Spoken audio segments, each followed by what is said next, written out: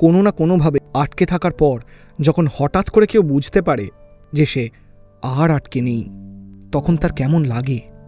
মুক্তি, অস্থির, প্রচণ্ড জোরে চিৎকার করে দৌড়তে ইচ্ছে করে। কিছু কিছু বাঁধন আলগা হয়ে গেলে কষ্ট হয়। তখন ঘুরে তাকালে মনে হয় যেন কতটা দূরত্ব বেড়ে গেছে। অসহায় লাগে, ভেতরে ভীষণ রকম একটা অস্বস্তি হয়। হাত বাড়িয়ে ছুঁতে গেলে বোঝা যায় যে না, পুরোটাই হয়তো অলীক।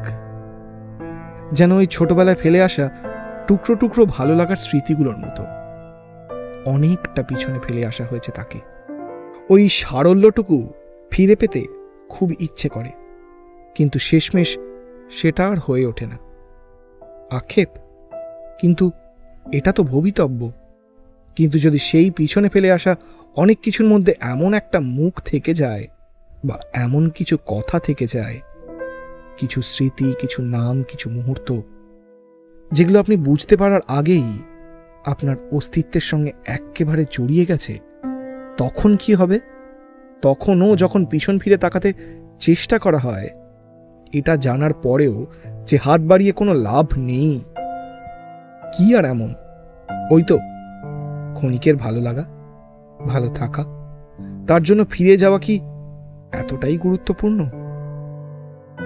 যখন এইরকম ভীষণ ভারী, রীতিমতো মাথা গুলিয়ে দেওয়া প্রশ্নগুলো জেগে ওঠে মনের ভেতর, তখন আপনি বুঝতে পারেন যে আপনি বড় হয়েছেন। হয়তো পুরোপুরি নয়, কিন্তু অন্তত কিছুটা। 1 পা, 2 পা, 3 পা, কিন্তু পাল্টেছে অবশ্যই। কখনো এই বড় হয়ে ওঠাটা দুম করে হয়ে যায়, বা অনেক সময় খুব আস্তে আস্তে হতে থাকে, কেউ বুঝতেই পারে না। তারপর হঠাৎ একদিন প্রচণ্ড ঝড়ের মধ্যে মাঠের ধারে একা বসে কাঁদতে কাঁদতে বোঝা যায় যে না, বড় হয়ে গেছি। যেমন অপু বুঝতেই পারেনি যে মায়ের মুখ মনে পড়লে ওর কি হতে পারে। মাথার পেছনে একটা অস্বস্তি মাঝে মধ্যেই খোঁচা মেরে চলত। কতবার যে চেষ্টা করেছে অপু, সেই সমস্ত চেষ্টাগুলো এখন যেন আর মনে করতে ইচ্ছে করছে না অপুর। মায়ের মুখ মনে পড়েছে কতদিন পর, মনে পড়েছে কত কত দিনের কথা। এতদিন যেই সব স্মৃতি ও অন্ধকারে হাতড়ে হাতড়ে চেষ্টা করত কিছু একটা বোঝার, সেই সব কিছু এখন যেন একদম হাতের মুঠোয় আসতে শুরু করেছে। উত্তর খুঁজতে খুঁজতে যেদিন পাওয়া শুরু হয়, সেদিন সত্যিই ভালো লাগে। উত্তরহীন জীবন বোধ হয় সেই জন্যেই এত কঠিন। যেমন অনি গ্রামে খুব একটা কিছু করতো না, কিন্তু বন্ধু ছিল, ছোটখাটো কাজ ছিল, চেনা জায়গা, সবকিছু কঠিন হলেও সহজ ছিল। তারপর হঠাৎ কিছুদিনের মধ্যে সেই সব কিছু যেন ভেঙে পড়ে গেল। তারা চলে এলো কলকাতা। সেই কলকাতা, কালীঘাটের মন্দির, ট্রাম লাইন, উত্তম সুচিত্রার কলকাতা। বাক্সবন্দী হয়ে থাকা শহুরে জীবনে কোথায় যেন অপু হারিয়ে ফেলল বরদাকে, অনি হারিয়ে ফেলল ওই সারল্য। এখন কেমন যেন পালিয়ে পালিয়ে বেড়ায়, তাড়াতাড়ি বাড়ি ফিরে আসে, খুব একটা কারোর সঙ্গে কথা বলে না পাড়ায়। এই গল্পের নায়ক যে ঠিক কে বোঝা মুশকিল। অপুকেই নায়ক ভাবতে ইচ্ছে করে। তারপর অনির নির্বিকার যন্ত্রণা ভর্তি মুখটা দেখা যায় ওর ঠিক পেছনে, একটু যেন আলো আধারিতে এক দৃষ্টে তাকিয়ে আছে কোথাও, কেউ জানে না কোথায়। অপু এখন আবার ফুটবল খেলা শুরু করেছে। এখনো বাড়িতে কেউ ঠিক করে বুঝতে পারছে না যে অপুকে 11-12 জন্য স্কুলে পাঠানো হবে নাকি দরকার নেই সেই সবে। অপুরও যে বিশাল কিছু ইচ্ছে আছে সেই সব নিয়ে, তাও নয়। কিন্তু ওই আর কি, সবাই যাচ্ছে, তাছাড়া পাড়ায় সবাই জিজ্ঞেস করছে যে এরপর কি, তাই হলেও হতে পারে। কিন্তু আপাতত সকাল থেকে বিকেল অবধি মাঠ, আর তারপর দোকানে কাজ করে রাতে বাড়ি ফেরা ছাড়া খুব একটা কিছু কাজ নেই অপুর। কিন্তু অন্য চিন্তায় এখন রাতের ঘুম উড়ে গেছে অপুর। জবে থেকে মাঠে ফিরেছে, কিছুতেই যেন সেই আগের মতো খেলতে পারছে না ও আর। হ্যাঁ ঠিক আছে, 1 সপ্তাহ 2 সপ্তাহ ঠিক আছে, 1 মাসও ঠিক আছে, কিন্তু কিছুতেই যেন ছন্দে আসতে পারছে না অপু আর। বল নিয়ে দৌড়চ্ছে, কেউ চার্জ করতে আসছে, আগে থেকে ভেবে নিচ্ছে অপু যে কি করবে। ভাবতে ভাবতে নিজেই অবাক হচ্ছে, কারণ এই সমস্ত কিছু আগে ওকে কখনো আলাদা করে ভাবতেও হতো না। কিন্তু সেই ভাবনা অনুযায়ী হয়তো বলটা ডান দিকে ঠেলতে গিয়েই বুঝতে পারছে যে না, ঠিক হয়নি, টাচটা না না না না ঠিক হয়নি, কিন্তু পা যেন অসাড় হয়ে যাচ্ছে, বল কেড়ে নিয়ে চলে যাচ্ছে লোকে। নার্ভাস হয়ে পড়ছিস, আর কিছুই না, রিজুদা বলেছিল একদিন। এতদিন টাচে ছিলিস না তো, এসেই নিজেকে রোনাল্ডোর বাবা ভেবে খেলা শুরু করলে তো এরকমই হবে। ঠান্ডা রাখ মাথাটা, ঠান্ডা রাখ। কিন্তু বললেই কি আর হয় নাকি? একটা প্রেস্টিজ আছে তো অপুর। তাছাড়া সামনে টুর্নামেন্ট আছে দুখানা, সঙ্গে রিজুদা 2-3টে ফার্স্ট ডিভিশন টিমের ট্রায়ালের কথাও বলেছে। মাঠের ধারে ওই দোতলা বাড়িতে একটা নতুন ফ্যামিলি এসেছে। 2 বোনের মধ্যে বড়জন এবার মাধ্যমিক দেবে। বিকেলের দিকে ছাদে এসে ওদের খেলা দেখে।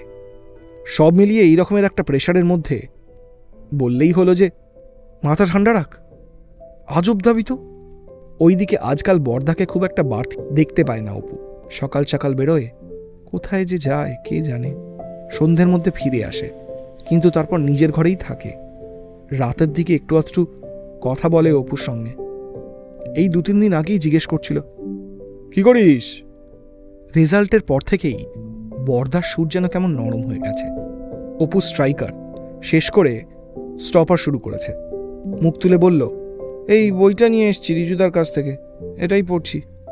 বর্দা এসে মাদুরে বসল। অপুর থেকে বইটা নিয়ে কিছুক্ষণ উল্টে পাল্টে দেখল। ফুটবল খেলছিস এখন রোজ? অপু একটু অবাকই হলো। বর্দা এমনভাবে প্রশ্নটা করছে যেন ও জানেই না। এটা আবার আলাদা করে জিজ্ঞেস করার কি আছে? কিন্তু মুখে অবশ্য বলল, হ্যাঁ খেলছি তো। কেন? না, এই গতকাল রিজুদের বাড়িতে গেছিলাম বলে বর্দা তাকালো অপুর দিকে।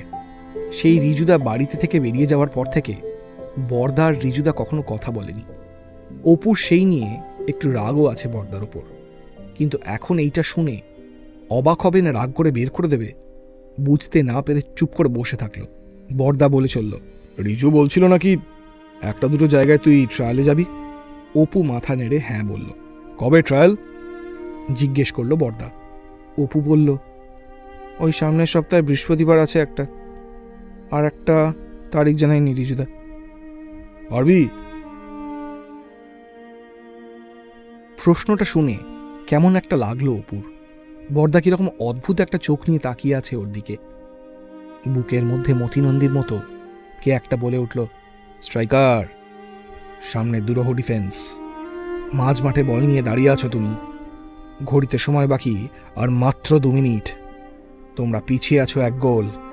উইংয়ের দিকে বল ঠেলে দিয়ে জায়গা করে নিলে বক্সের একদম ধারে। সাইড লাইন থেকে চিৎকার করছে কতগুলো চেনা মুখ, বর্দা, বাবা, এই নতুন বাড়ির মেয়েটা, সুকান্তদা, রিজুদা। উইং থেকে কাট ইন করে তোমার দিকে বল ঠেলে দেওয়া হলো। সামনে পায়ের জঙ্গল, বলটা কিছুটা হওয়ার, পারবে গোল করতে? নাকি কাটা সৈনিকের মতো ট্যাকেলের জোরে মুখ থুবড়ে পড়বে? লজ্জার আত্মসমর্পণ? হ্যাঁ, কি পারবে? পারবো বলল অপু। আর পড়াশুনো কি করবি কিছু ভাবলি? এই প্রশ্নের কি উত্তর হবে এখনো জানে না অপু। বর্দা কিছুক্ষণ তাকিয়ে থাকলো, তারপর জিজ্ঞেস করলো, ওই দিন কি হয়েছিল তোর? মাঠে বসে কাঁদছিলি কেন? বাড়িতে কাউকে বলেনি অপু যে সেই দিন কি হয়েছিল। বলতে চাইনি আসলে। মনে হয়েছিল যে এই ছোট্ট বৃত্তে ও আর ওর মাই খালি আছে। সেইখানে এতদিন ও আর অনেকটা অন্ধকার ছিল, এখন এতদিনে মাকে যেন ফিরে পেয়েছে ছেলেটা। ও আর কারোর সঙ্গে ভাগ করতে চায় না। অনেকক্ষণ হাঁটার পর একটা ছোট্ট ছায়ায় যেমন ভীষণ আরামের একটা চাদর বলে মনে হয়, একটা শান্তি আসে, তেমনি হয়তো অপু ভেবেছিল মায়ের মুখটা মনে পড়বে পরে। একটু ঘুমোক পড়ুন ছেলেটা, এরপর হয়তো গল্পের মোড় ঘুরবে বেশ খানিকটা, ভালো নাও লাগতে পারে।